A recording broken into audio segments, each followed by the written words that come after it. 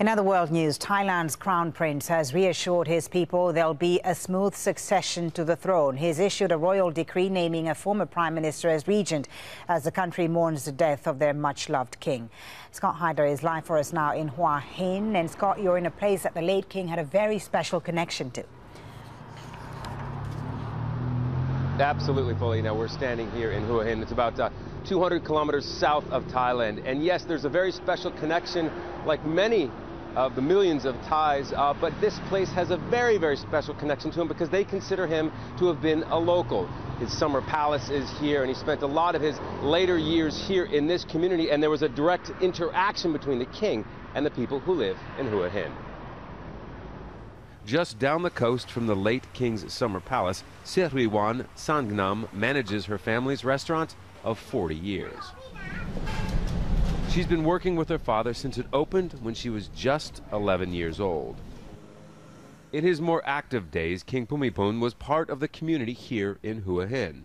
He regularly taught classes at this school right next to the palace compound. The king once conducted a class in which Siriwan was a student. I didn't want him to leave us. I wanted to see his health improving. I didn't want to lose him as suddenly as this. She felt the king cared especially for the people of Hua Hin, and did so even when his health was failing.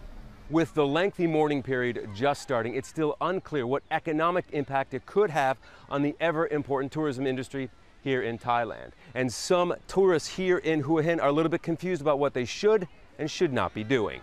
Well, we don't know if there's something we cannot do. So if that applies, then yes, then we would be confused about it. But it's not something that we have felt about.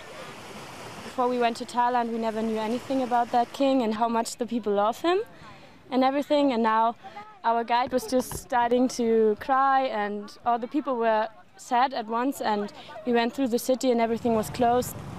And that means entertainment events have been canceled and tourist attractions are shut across the country.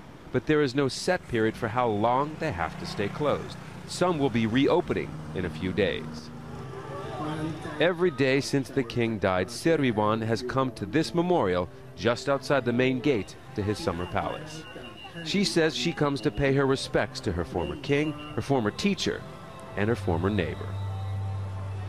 So, Scott, what are Thais doing in Hua Hin and elsewhere in the country to remember their king?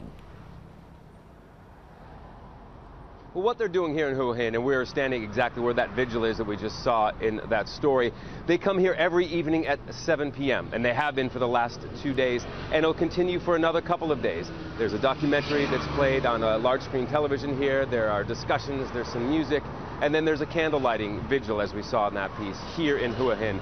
On Sunday, today, across the country, there are going to be several separate events similar to this in different communities around the country. Now, what a lot of Thais, almost 70 million people who live here, a lot of Thais are hoping to make a trip to Bangkok to pay their personal respects to the king once that opens up in the Grand Palace, probably in the next 2 weeks. A lot of Thais hope they'll do that. But in the meantime, there are services, there are memorials, there are vigils like this in Hua Hin that are taking place right across this country. Okay, Scott, thank you so much for that. Scott Heidler reporting there live from Hua Hin in Thailand.